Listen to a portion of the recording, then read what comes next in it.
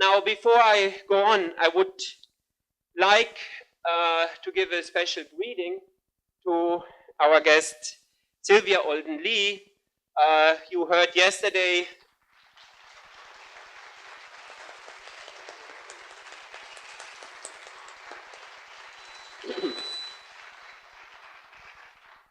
I think all of you heard her yesterday playing in this beautiful concert. And I would like to ask her actually to say to us a couple of words, if she is willing to come forward to the microphone. She herself is coming on a very musical family. Her father was a member of the Fisk Quartet, together with Roland Hayes. Her mother was pianist and singer. And as she told me earlier, she had 7 years. You were in Munich. Therefore, I would like to say herzlich willkommen.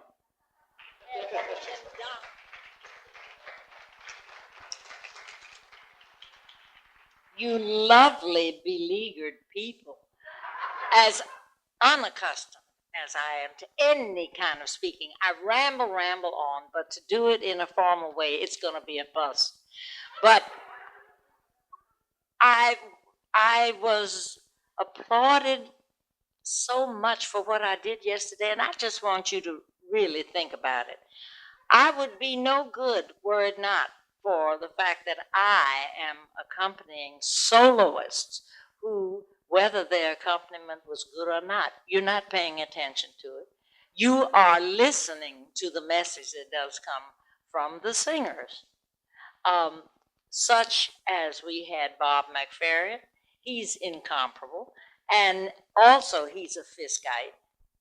Mr. Roland Hayes, whom I got to know almost from birth, and had a meeting with him about 5 or 6 months before his death, did some work with him. He told me exactly how to do Angel Mole's songs.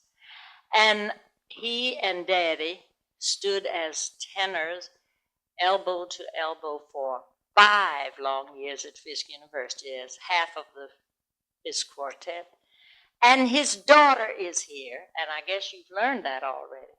But Africa is here, and she's got to get up so that everybody will know of her.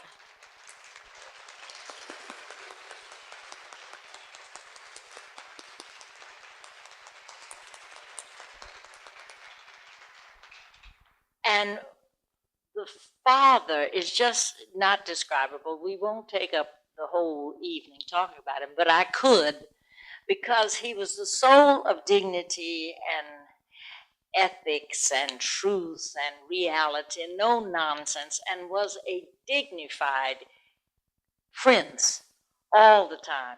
And he who reached the heights way back in the 20s and 30s of the Carnegie Hall and higher level, and went abroad and was decorated by so many of the crowned heads.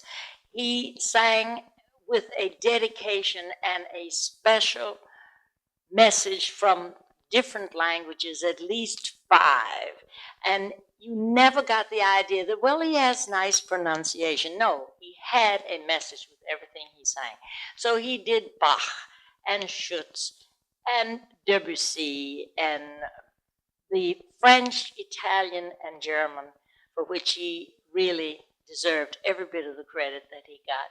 Then, most of the time, I don't know about all the time, but he certainly did include his songs and did them with dignity. There was nothing patronizing about it, and I have now risen higher, and it's so nice to remember my people's songs. None of that.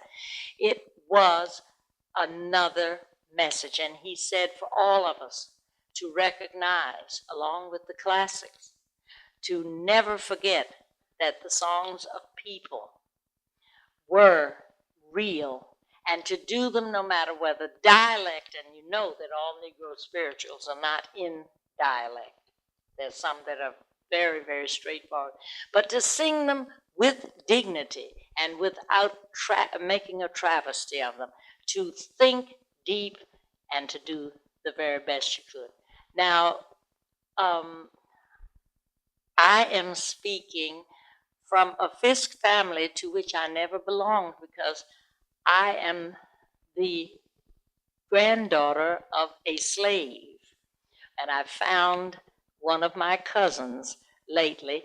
My grandfather lived long enough for me to get to know him, so you know that makes me absolutely Jurassic or something.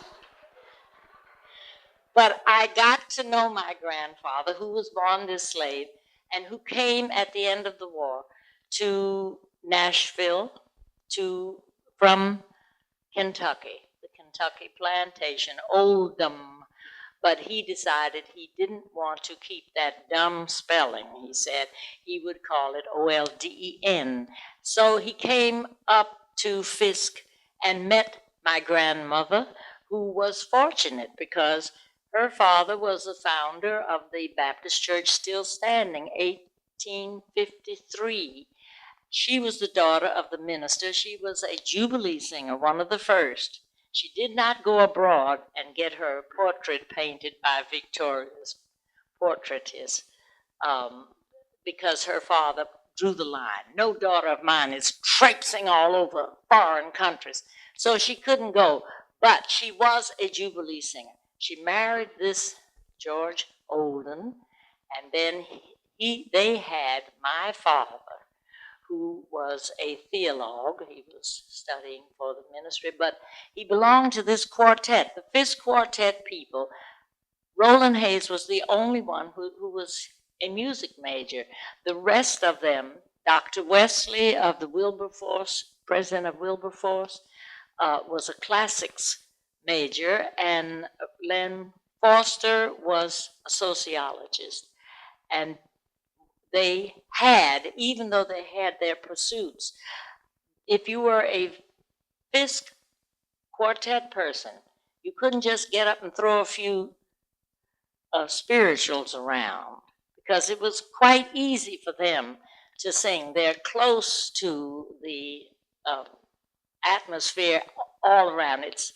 Fisk is built on the spirit of the spiritual. They had jobs every other Saturday to get up early and go horse and buggy into the wilds, which that's true, of Tennessee, bringing back new spirituals. But every one of those members of the quartet had also to study lieder, chanson, canzone. They had to study voice technique. They had to know piano, and they had to read. So they had to add to what they had as a curriculum and get up and perform classics. My father and Mr.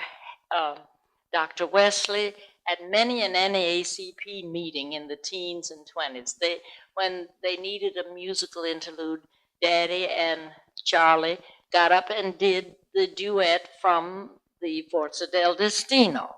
And Dr. Wesley would sing very capably the Evening Star from Tannhäuser. So my first accompaniment, I started very early, and by the time I was 8, Daddy was doing a little of his leftover classics. I remember my first accompanying was to accompany him in Du Bis de Rue of Schubert. And then when I got ambitious, he said, "Do hark, hark the lark." So I worked very hard at that. I was 8 years old, and I worked, it was in the key of C, and all I had to do was really put some time to it. I remember it very well. Later, in all these long years, we journeyed, my family, my husband and 2 children, we went to Munich, for only 1 year, but it ended up, it was 7. And while we were there, we gave programs because Bonn had asked our consulate if we knew of anybody who could do a whole program of spirituals. And I asked every Negro, colored, African American who was there if he would consent to do it. They had a tour ready, and nobody wanted to do this. So I thought of going to the head of USIA and saying, "You know, you folks," he was white, you think anything that isn't spirituals is jazz or something, but we have a full ledger of offerings creatively for vocal singing. Why don't you let me get an anthological, starting with the African chant unaccompanied and coming with the earliest spiritual, 1619, 1630, and bring it on around to the work songs, play songs, the street cries, which you know are so wonderful, and then to Creole songs, and then our art songs. It has been found lately there are more than 1,000 composers, black composers of serious music. I would never have thought that. I thought the most would be 150 or 200. But Dr. DeLerma has made that discovery. So we would do, soon as we would get this program together and go, they would always ask us, or quite frequently say before we went out, could you possibly come back next week too, because we've turned away a whole auditorium of spirituals. There also were published over a dozen editions of Negro spirituals published in Germany with the German translation. And they would have us to come and sing the original and then to teach them how to do the spiritual in their language. And after we had gotten through with there is a balm in Gilead, I'm sure that a lot of you know that, one of the folks walked up and said, you know, this sounds so, it has no African sound to me. It seems quite like Schubert. And so I said, well, that would naturally happen if the masters loved music and had to have it. They had live music only. And they would find the most talented of the slaves and train them as well as they could and have them to entertain so that they would go around and hear other music and they'd hear the classics. And that's why we're coming closer together. Many a spiritual has an 18th, 19th century patina that goes through it. There are a lot of them that are still tribal, and I have a list of about 300. And they're different kinds, some of them quite martial, and you can hear the tom-toms in it. And others are very, very tuneful and sound about like Danny Boy. And it only shows that we are closer and closer if we all will work very, very diligently. I know from the fact that you're here, your presence attests to the fact that you believe in justice and one world. I hope you keep persevering and going into the far corners of this globe, selling it to other people, because we are one family.